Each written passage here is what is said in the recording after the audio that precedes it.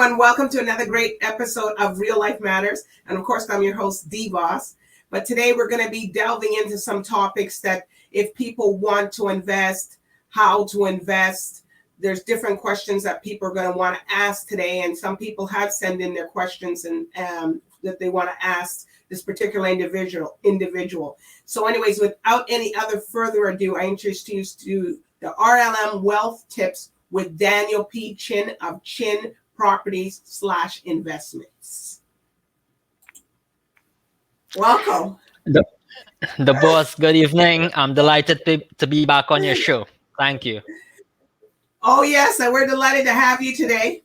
And we're going to be talking about some stuff because, a lot of people find that, investments and stuff, some of them just like, oh my gosh, I don't know if I want to do that, or how can I do that?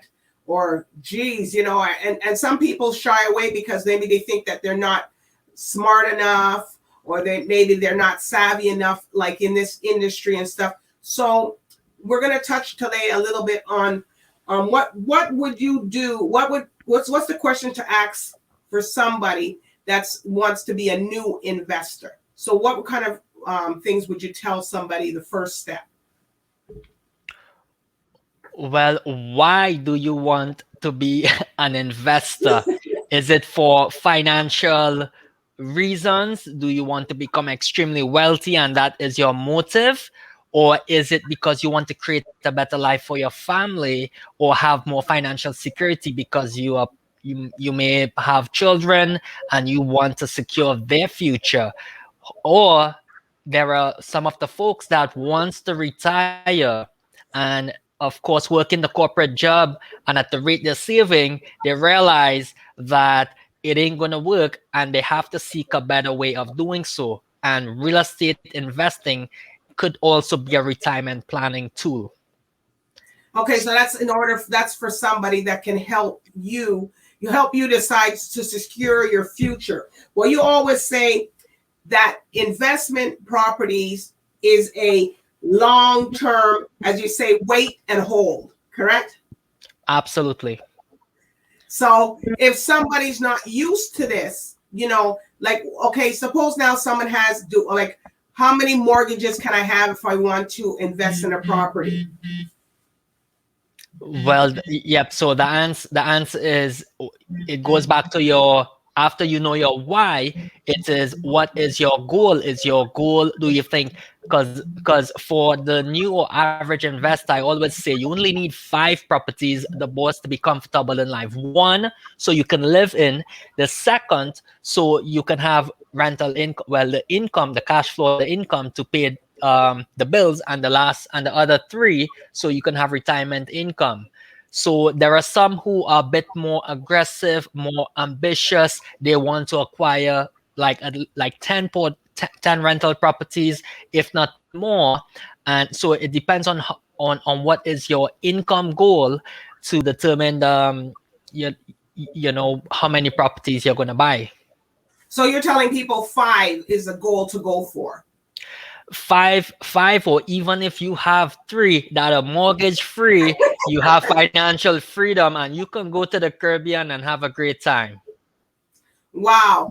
Well, and then Janice had asked me to ask you, if I am a person that's renting, and suppose there's 4 of them renting in a property, they've been renting for a while. And, and maybe they say, maybe they're paying $3,000 rent in total. Mm-hmm. Would you tell them that I think it's a good thing that maybe you guys should go get an investment property, like for yourself? Or, how would you educate somebody like that?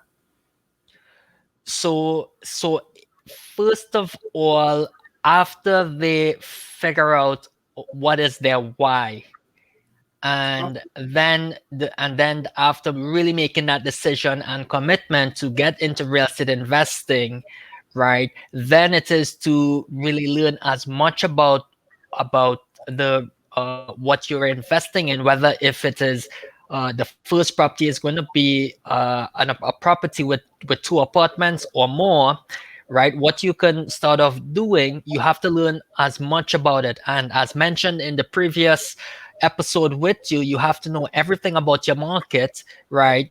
Before you actually invest, knowing, who you'll be renting to, how much you'll be getting for rent, and how quickly you can rent those apartments. So the knowledge and education is extremely important prior to getting, to jumping in with 2 feet in anything that you plan on doing. Okay, so suppose there's like 5 of them, and they want to get a property, and somebody wants to get a property. So what? And plus they're gonna live there, because you said at first you gotta live somewhere, and then so how would they dwell? How would they get a property based on their, like, maybe there's 5 people. Okay, say 2 adults and then 1 family, like maybe two people and 1 child. So that's total of 5. But they would get 2. But they were living in one apartment, and then now they're going to branch out, but they want to make money from that investment that they're going to do. So how would you advise them to do something like that? So meaning the boss that all of these people are living in one household, and they're living in one house, and now they're going to go invest. And are they renters, or they actually own the property? They were renters, so now they're going to go out into the market and invest in a property. And they all plan on investing together? Yes. Yes. So if that is the case, it is to really have that serious discussion to make sure everyone heads are on the same page. And that, because when you are investing together with someone, you have to really make sure that everyone is on the same page, because sometimes when, let's say, the investment goes south, then money can really break apart, even if you have your investing with your best friend or your family. So and I know the boss, my rule is I don't do business with friends or family. So if this particular person, Janice, is committed and very serious to investing and has some savings, some money saved, then she has to really decide on which area specifically, meaning studying the area, know if there is demand or high rental demand, because the renters are the paying customers, and then after go look at 100 properties, right? Learn the language, talk to the people who are living in the area, really study the market, and to determine, is there money to make? And if any investment, you must always ask 2 questions: does it make money, and does it make sense? Okay, so suppose they have $30,000 to put down. Yeah. And they have a property, and they can say they do. We come and see, here's Daniel Chin. Hi, Daniel. We want to get something, and we have $30,000 right now. We all live together. We're paying rent now as of $3,000, $3,500 for a rental, but we want to get into the investment game.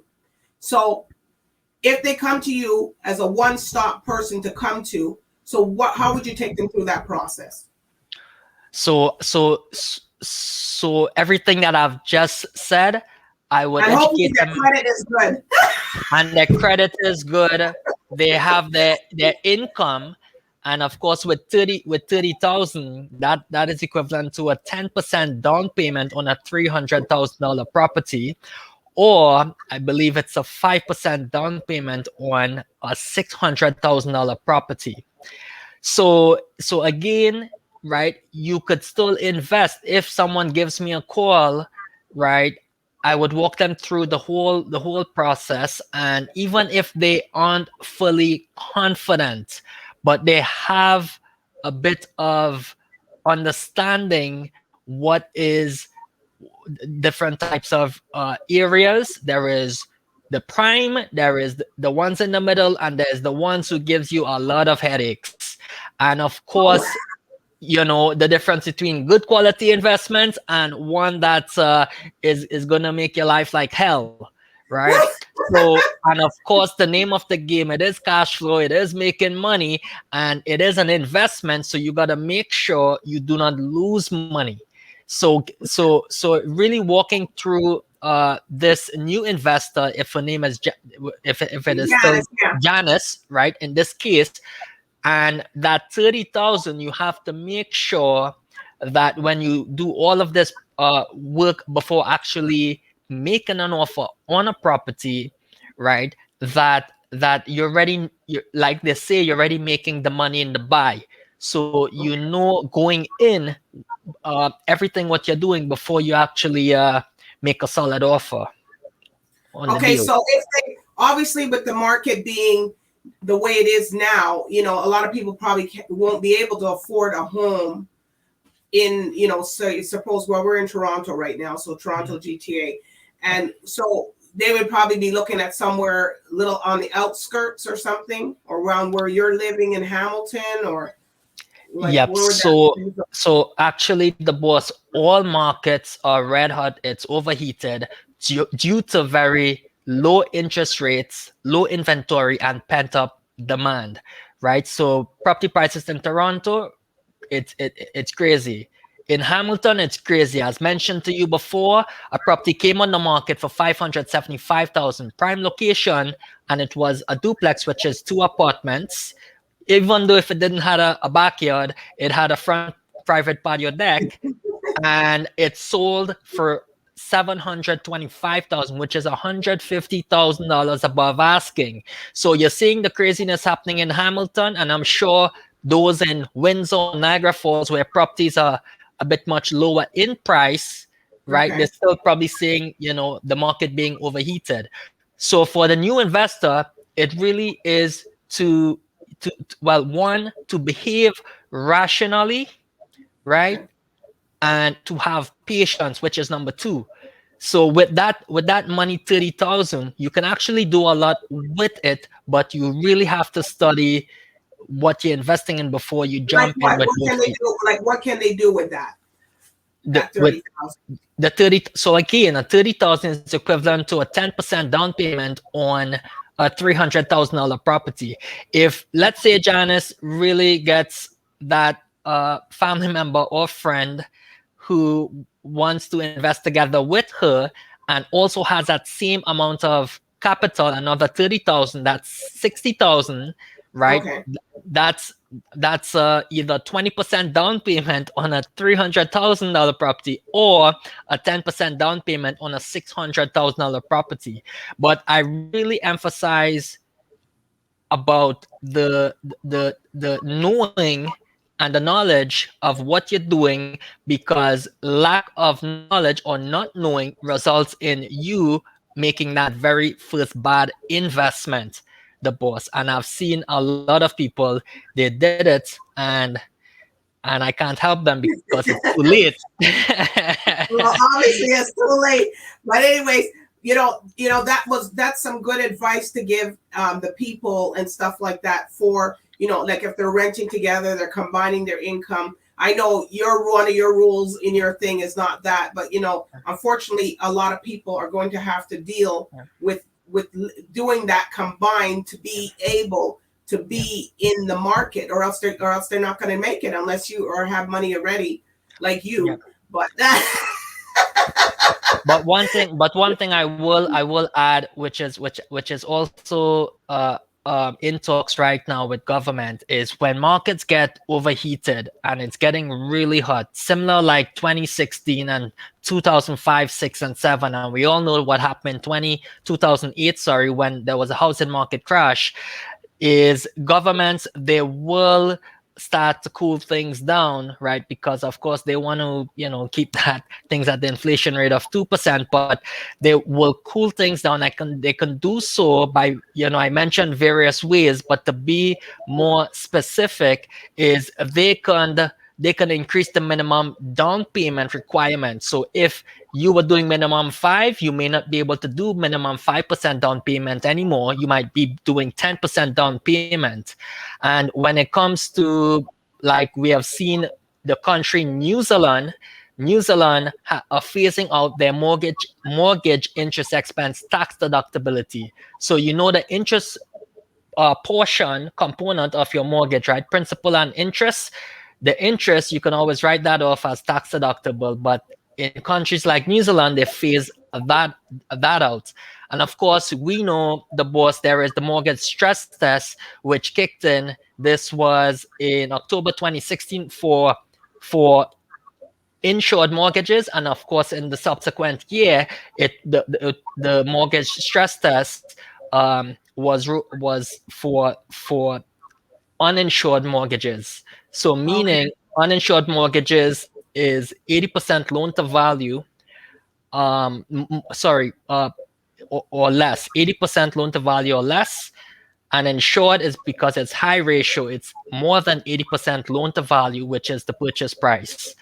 So government will make it much stricter, and of course, it will be more difficult for home buyers and less attractive or disincentivizing for investors. And those are some ways in which they can cool down the real estate market, because as you and I know, it is getting crazy hot. Yes. So when we come back, we're going to talk about some crazy hot properties that maybe people can get. So we're going to just take a brief break and we'll be right back.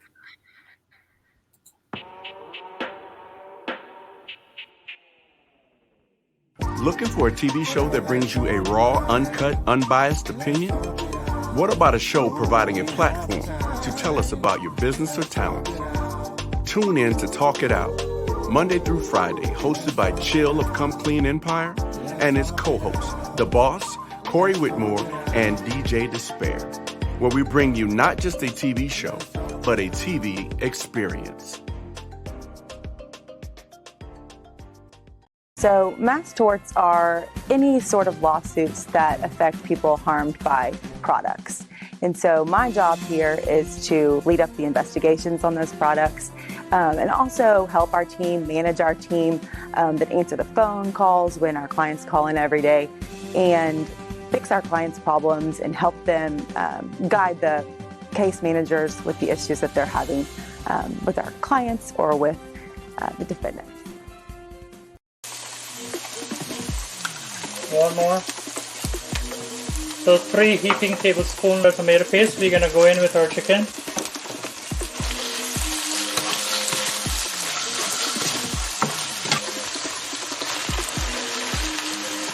There you go. So you want to give this a good mix now. Make sure your cabbage is coated with everything. I'm John Franklin, CEO of the World Pro Ski Tour and Ski Racing Media, and we're here in Howson Hill for the opening races of the World Pro Ski Tour. This year it's been a little different.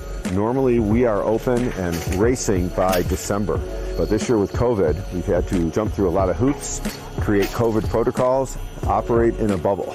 We're at Howson Hill to start our season. Howson Hill is actually the oldest operating ski area in America. I'm putting in a drizzle of oil. The oil heats up, add in the onion. Once it's tender, add in the pepper and the garlic. Next, I'm gonna add in the scallions, the curry powder, and the jeera powder, and the green seasoning.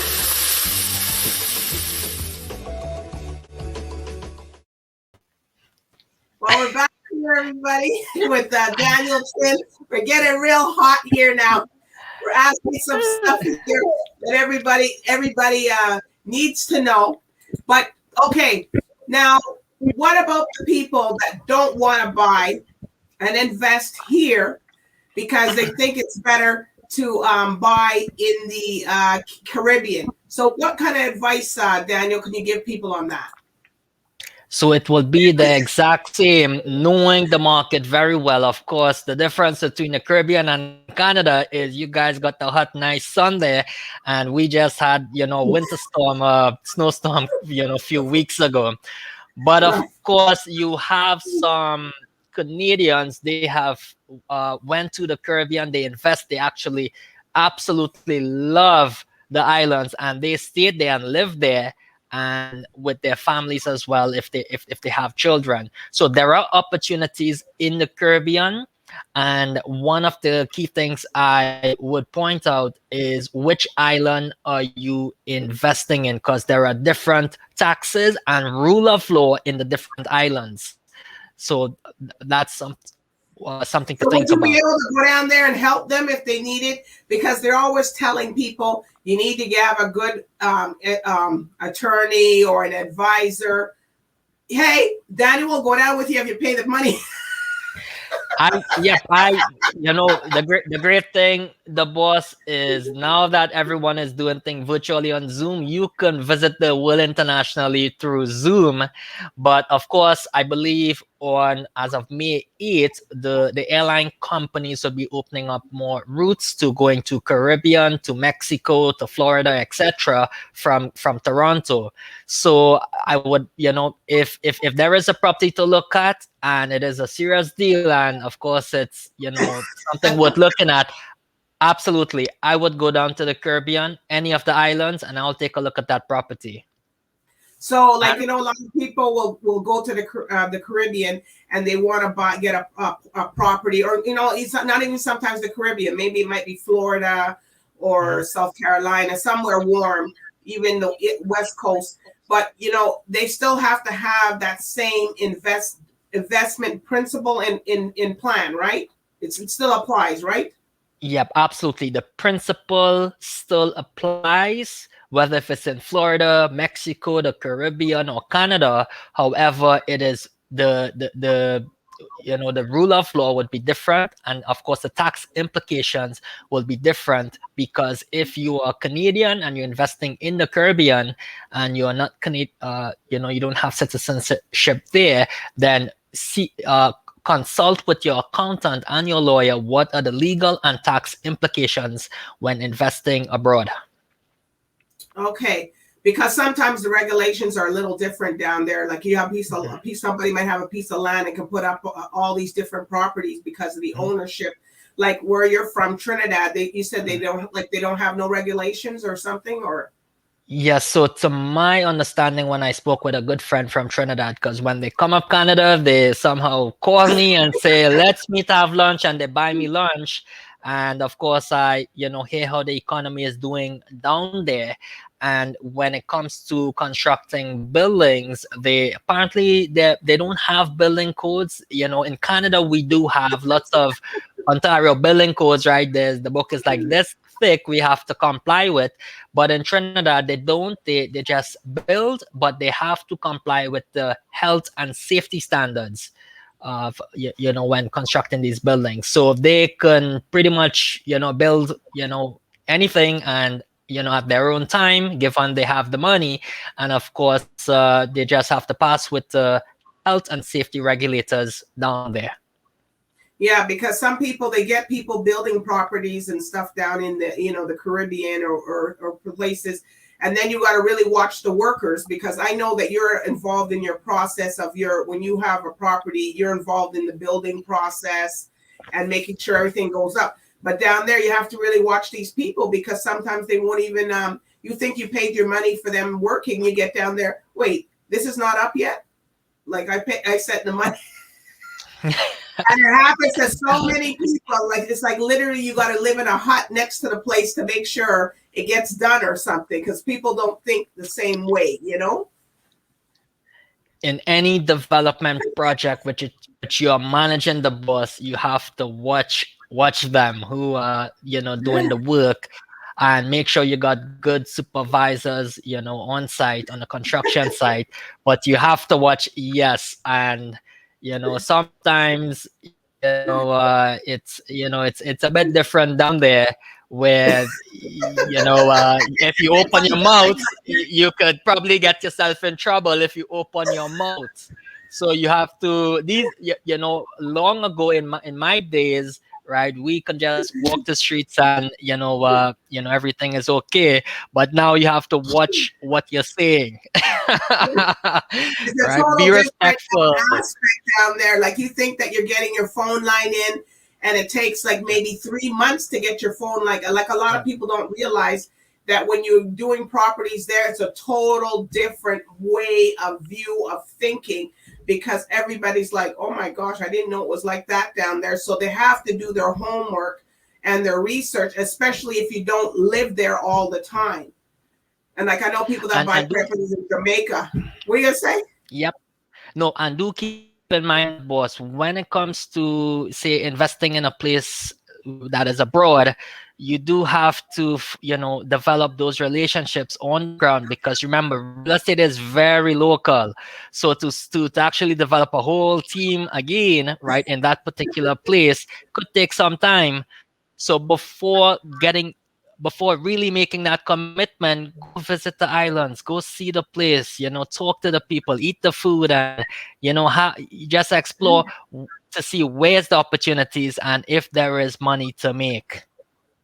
Yes, and you suggest, of course, they're going to have rental properties, because when you have a place in the Caribbean, people are always going to come because they want a place to stay when they go down there, so, and you don't have a problem in making your money back either, because someone's going to rent it all year round because they want to be down there, especially high season.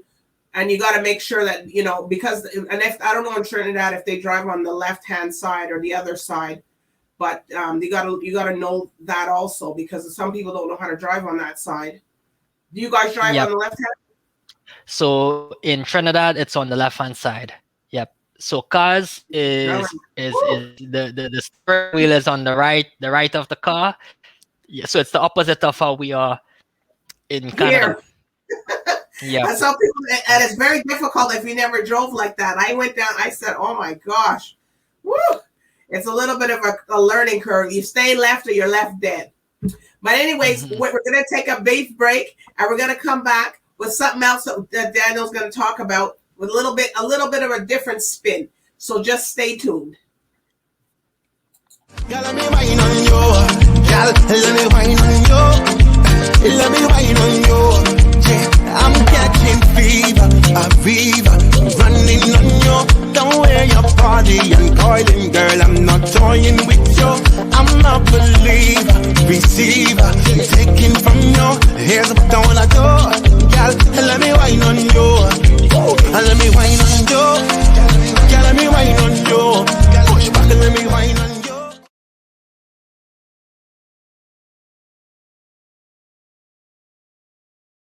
We've all encountered a boy who was a bit more effeminate and dainty than the average boy. We've all at some point met a girl who was a bit more butch, who walked, talked, and dressed just a little bit more like Steve than Eve. Does this mean that he or she has a greater tendency to become a homosexual? Many parents whose children have turned out to be gay admit that their children display signs of gender non-conformity before the age of 10. It's been exactly a year since Jamaica announced its first confirmed case of COVID-19, and it's also the day that Jamaica begins its vaccination program. Public health nurse Marcia Thomas Yetman in a cheerful mood after receiving the COVID-19 vaccine at the Good Samaritan Inn in Kingston on Wednesday morning. Mrs. Thomas Yetman went down in the history books as the first Jamaican to receive the jab. Amisha, is there any merit to the thought process of people who feel like Larry Klayman? And how do you push the 1619 project where it doesn't appear as though it's geared toward white people, that they're all a racist and we need to have this revisionist history? Well, Armstrong, the 1619 project is geared toward the history of this country in its full array. What we've learned throughout our education systems in America. Girl, let me wine on you. Girl, let me wine on you. Let me wine on you. Yeah, I'm catching fever, a fever, running on you. Don't wear your body and coiling, girl. I'm not toying with you. I'm a believer, receiver, taking from you. Here's what I wanna do, girl. Let me wine on you. Let me wine on you. Girl, let me wine on you. Push back and let me wine on you. Yeah, well, we're back now. We're playing some real Trinidad music there. It's beautiful, very beautiful. But anyways, we're going to take a little bit of a different spin here.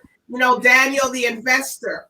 Now, we want to ask the questions because he's very knowledgeable. What businesses to invest in? So can you ask us, Danielle, during this time and COVID or it's not even if COVID. What business is a good business to invest in? So what I can tell you is the e-commerce is booming, and you know that, right? Amazon company, Zoom, they did very well last year. Their shares are in the stock market. Share prices went up to the ceiling, right? So you have food delivery businesses that is also booming: DoorDash, Skip Dishes, etc. And some of you may have seen in beginning of the year, GameStop and Bitcoin, all these things is in the news, but all of that is speculation, right? So you asked a question about investing in different types of businesses. So what I can tell you, the boss, the future is electric vehicles, so EV, right? Wow. Robotics, which is going to change the way how we are doing manufacturing, right? And also energy, right? Because it's the future, it's all about renewable, at like these types of energy, The to be hybrid? more, not yep. So by 2050, right, in the world, and in particular also in Canada, it is to be net zero carbon, right? So carbon emissions for that to be completely zero, and to be all green energy. That's the right word I was looking for, which is the future.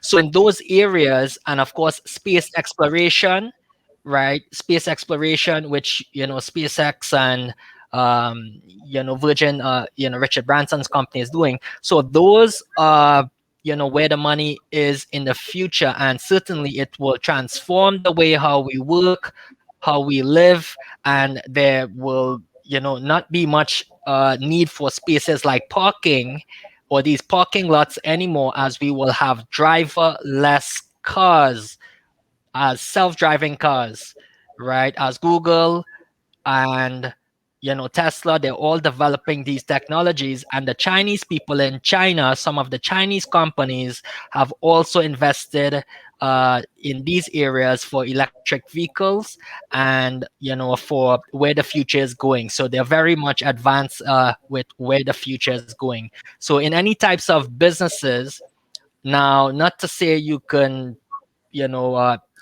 start these types of really big gigantic ideas, but Right. in terms of but just to put it into perspective, the boss, is how the world is changing, what are the trends, and what do you anticipate, like some of the jobs which will be phased out, right? So some monotonous jobs which can be replaced by robots, and really think about where's the opportunity. So for example, if it is in business to invest in, you can, any delivery business, you can, and of course, to craft a good business plan before actually starting it. Because if you don't have, if you haven't set the compass on how you are going to start the business and then build the business, right? You pretty much, how they say, in the first 3 years 9 out of 10 businesses fail. So Right. you don't want to be the 9 out of 10 businesses that fail. So I guess people are going to have to put in the aspect now of, if something like COVID happens, they're going to have to write that into their plan now.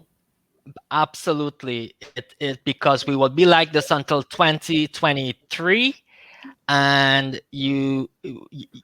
so you have to adapt to this changing business environment, and most businesses have adapted already. You've seen some retails like Starbucks, they close several hundred locations, and they only keep the locations where you have the drive-through. So you'll see more curbside pickup, more payments where it is cashless, right? So certainly big companies like Walmart, Starbucks, they have adjusted the way how they're doing business, and you have seen in the groceries where it's more self checkout. You check out yourself, and and then there is grocery pickups. Right, curbside pickup. So yes, you would have to adapt your business model to COVID-19 times, and how are you? How would you be engaging with your customers? So what I can tell you, the future is when it comes to consumer products, it is on your YouTube, TikTok, where there's millions and millions of people on that platform. It's gonna be like a consumer platform where you're purchasing these products online. So it's all e-commerce. So certainly any business that you start, you gotta have some e-commerce, some presence, as part of your business model, because most of the people how they're buying is, you see this phone here, the boss. Most people are just buying using the phone, and the millennials who spend and don't save, right, and have lots of debts using the credit card, they buy online. So certainly you got to have some way that they can buy online with your products and your services. Yeah, and you've seen also a lot of the offices and stuff, because everybody was working from home. So I guess you're going to see some of these offices might convert into actual residential properties after, because a lot of people are working from home now. So and they're probably going to continue that way, because they figure, well, shoot, if I don't have to go, I'm doing my job effectively at home. So what do I got to go into the office for if I'm taking my same break, my hour break, and stuff like that? So a lot of these so-called offices might not even be in effect soon with this. Yep.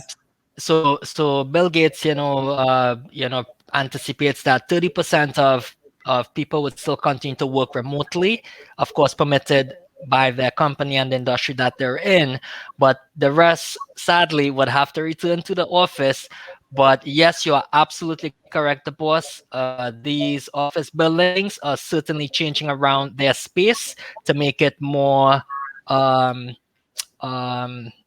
guess, a bit of a physical distancing in the office there. So if you want a physical distance from someone you don't like, right? They're certainly doing office renovations to, of course, to have better use and increase of productivity in these office spaces.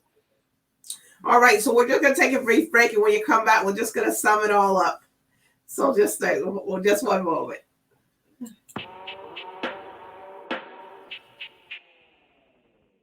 Looking for a TV show that brings you a raw, uncut, unbiased opinion? What about a show providing a platform to tell us about your business or talent? Tune in to Talk It Out, Monday through Friday, hosted by Chill of Come Clean Empire.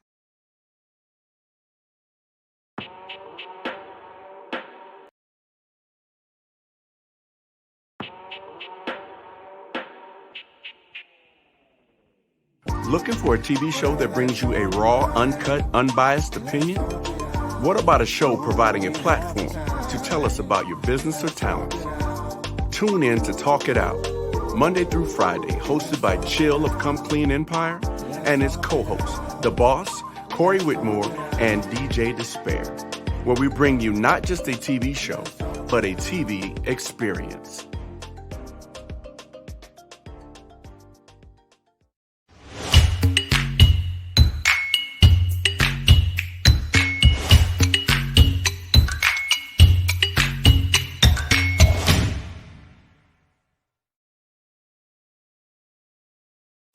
Rhythm.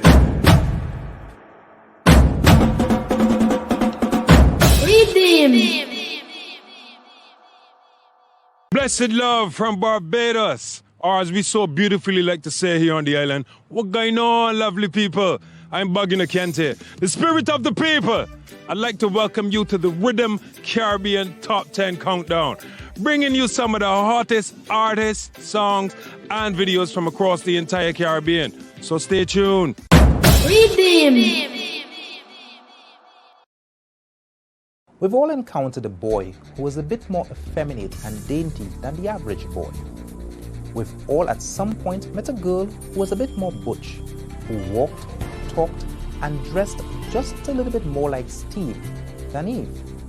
Does this mean that he or she has a greater tendency to become a homosexual? Many parents whose children have turned out to be gay admit that their children display signs of gender non-conformity before the age of 10.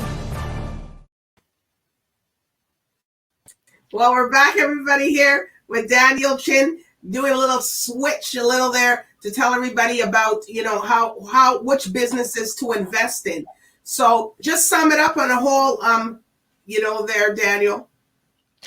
Yes. Now, when investing in businesses, now my core business is really real estate, but when it comes to one of my long-term goals is to investing into businesses outside of in addition to real estate, to really expand the portfolio. And of course, I did mention to you, one of my goals by September 2022 is to do my first merger or acquisition deal. But when it comes to real estate, right, I always say you're not buying properties, you're buying businesses, right? And it's no different when you assess a real estate deal. There is the whole income, expenses, and bottom line, there's profits, just like any business. So you have to know what it is you're really doing. So to sum up everything in this red hot crazy real estate market, right, it is you have to be rational and and not emotional, and of course to be patient. And one of the things I learned very early on, yes, it is to have patience, but there is always another buying opportunity. So don't have the fear of missing out, like they say FOMO, which is acronym, the fear of missing out, right? There is always another buying opportunity, and I've seen that over and over in these present times. Also, for the person who asked the question earlier with Janice, you really have to, now it is a lot of work. Not everyone might have that ambition or motivation, but at least if you are associating yourself with the right people who would whom you can trust or have developed a trusted relationship with, and they are guiding you in that right direction. It can be me, it can be anyone else, but you have to really know for yourself is whom you're dealing with, the right people. And like one of the things I always said, follow people that are truly successful and wealthy, and you will become successful and wealthy. So integrity is the name of the game in the business, and that's how I've built my reputation over the past 10 years. So associate yourself with the right people, Janice, even if you don't know anybody, right? Talk to the boss. The boss would you gotta talk to Daniel.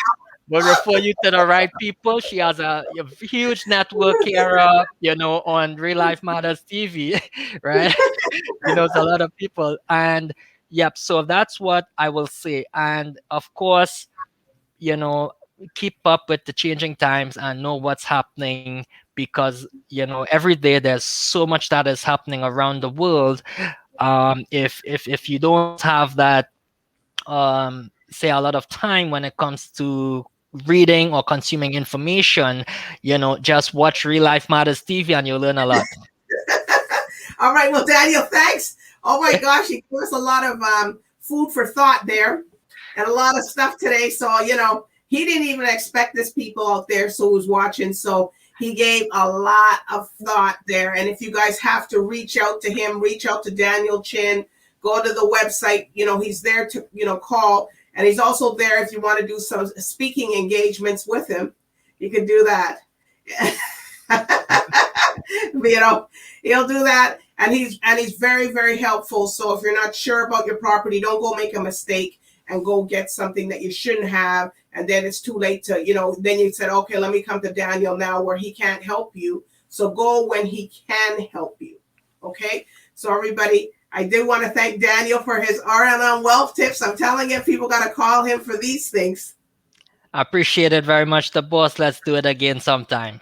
Yeah, and you're going to see a lot more of him. I'm telling you, this is not just here. He's just talking about himself. He's here to help the people and help you guys get what you want to get. You're at home. You got time. You got money sitting there. Invest. You know, do what you got to do. You know, that's what we're here to, you know, that's what he's here for. And that's what he's here to tell you. And now's the time. And you got time to go look at these properties. Yes, being even social distancing and all the stuff we have to do virtual. You know, just get him. He'll get you on a call and you'll see you and ask the questions. Okay, so everybody, I do want to thank everybody for watching today. All the viewers, follow me. You can see it on the screen. Just, you know, keep in touch. Watch. We're out there to 12 million people. So, you know, a few percent, even if you get 10% or 5% of those people going to Daniel Chin, that's still a big turnaround. Okay, so anyways, thank you for tuning in and bye for now.